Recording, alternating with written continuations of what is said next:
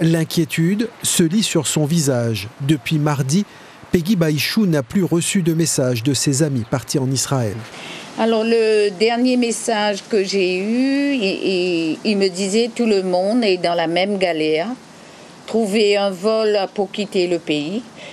On a pu rencontrer un groupe de Mauriciens, très peu de Français. Dans leur texto, ils n'ont pas donné d'informations sur la situation sur place, ni sur leur état d'esprit. Si on vous demande de prier pour eux, c'est qu'il y a la crainte quand même que le pire arrive, même si on est confiant.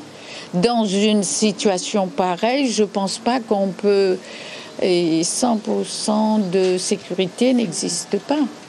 Ses amis, un couple de sexagénaires, ont débarqué la semaine dernière à Tel Aviv, peu avant l'attaque du Hamas dans le sud du pays. Ils renoncent à se rendre à Jérusalem et Bethléem et gagnent leur destination principale, Haïfa, ville de lieu saint de la foi bahaï dont ils sont des fidèles. Haïfa, dans le nord, on ne ressentait pas ni le bruit, ni ils entendaient les bombes ou quoi que ce soit. Ils étaient en sécurité à Haïfa. Des roquettes ont été tirées en direction d'Haïfa hier sans infiltration aérienne, comme le redoutaient à un moment les autorités.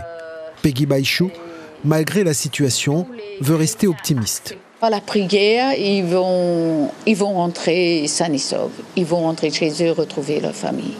Je suis confiante.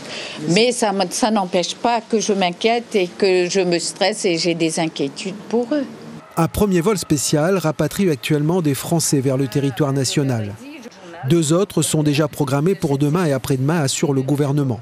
Pour l'instant, impossible de savoir si les amis de Peggy font ou feront partie de ces ressortissants.